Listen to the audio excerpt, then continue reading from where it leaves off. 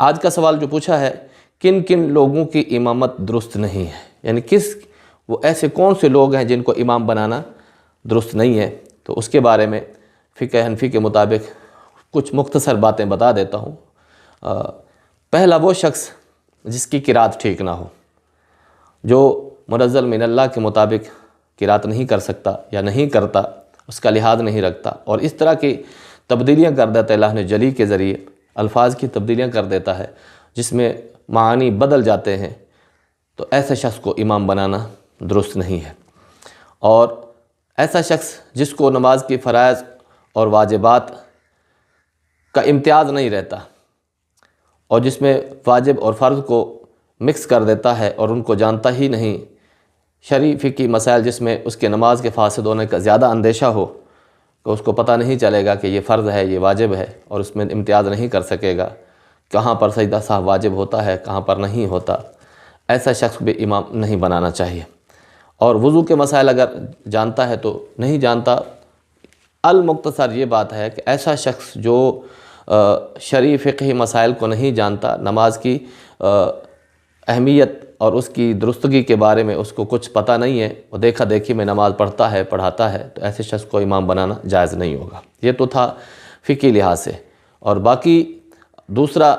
شرعی لحاظ سے یہ ہے کہ ایسا شخص جو فاسق ہو، فاسق اعلانیہ گناہ کرتا ہو، فاسق کی پھر دو قسمیں ہیں، فاسق معلن ہے یعنی کبیرہ گناہ کا ارتکاب کرنے والا ہو، یا صغیرہ پر اصرار کرنے والا ہو۔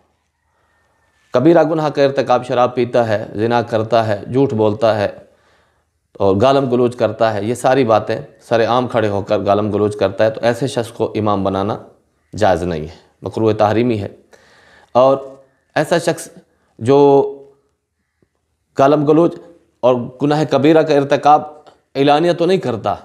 لیکن چھپ چھپا کے ویسے گناہ کرتا رہتا ہے، تو ایسے شخص کو امام بنانا مکروہ ہے۔ لہذا اگر فاسق معلن ہے تو اس کی امامت مکروہ تحریمی ہے، اس کے پیچھے نماز پڑھنا مکروہ تحریمی ہے، ایسے شخص کے پیچھے پڑھی گئی نماز واجب الاعادہ ہے۔ اگر وہ گناہ صغیرہ کا اصرار کرتا ہے، جیسے کہ داڑھی منڈوانا گناہ صغیرہ ہے، اور لیکن اس کو بار بار کٹواتا ہے، بار بار منڈواتا ہے، تو ایسے شخص کو امام بنانا بھی مکروہ ہے، اور ایسے شخص کو امامت کے لیے مقرر کرنا بھی مکروہ ہے، اور ایسے شخص کو امام بنائیں گے تو امام بنانے والے بھی گناہ گار ہوں گے، اور ایسے شخص کے پیچھے نماز پڑھنے والے بھی ان کی نماز مکروہ ہوگی۔ پھر ایک سوال ہوتا ہے کہ حدیث پاک میں فرمایا گیا کہ ہر نیک اور فاجر کے پیچھے نماز پڑھیں، تو اس کے بارے میں مفسرین کرام نے اور علماء کرام نے اس کی جو وضاحت کی ہے وہ بالکل درست ہے۔ وہ یہ ہے کہ ایسا فاسق ظالم جو بادشاہ نے مقرر کر دیا ہو اور اس کو وہ معزول نہ کر سکتا ہو، کوئی شخص اس کو ہٹا نہ سکتا ہو منصب سے، اگر اس کے پیچھے نماز نہیں پڑھے گا تو وہ ظالم شخص کا شکار ہو جائے گا، تو اس کے بدلے میں اس کے بارے میں یہ حدیث پاک فرمائی گئی کہ اگر ایسے شخص ظالم فاجر کے پیچھے اگر نماز پڑھیں گے تو آپ کی نماز ہو جائے گی، اور وہ کیا ہوگی؟ کراہت کے ساتھ ہوگی۔ تو ایسی صورت میں یہ حدیث پاک اس ایک خاص موقع پر، یعنی بادشاہ خود فاسق ہے اور خود امام بن گیا، اب اس کو کوئی ہٹا نہیں سکتا،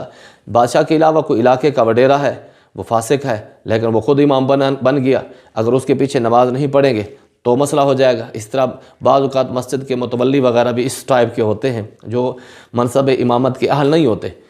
اور امامت کے قابل بھی نہیں ہوتے، لیکن وہ خود امام بن جاتے ہیں، اگر اس کے پیچھے کوئی شخص نماز نہ پڑھے گا تو وہ کیونکہ وہ وڈیرا بھی ہے اور ساتھ ساتھ محلے کا سردار بھی ہے، علاقے کا نمبردار بھی ہے، اگر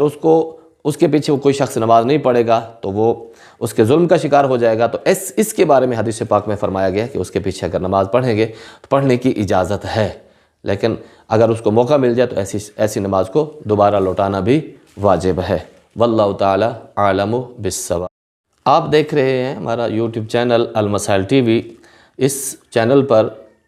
شرعی مسائل فقہ حنفی کے مطابق بیان کیے جاتے ہیں، جس میں نماز، روزہ، حج، زکوٰۃ، نکاح، طلاق اور میراث کے احکام بھی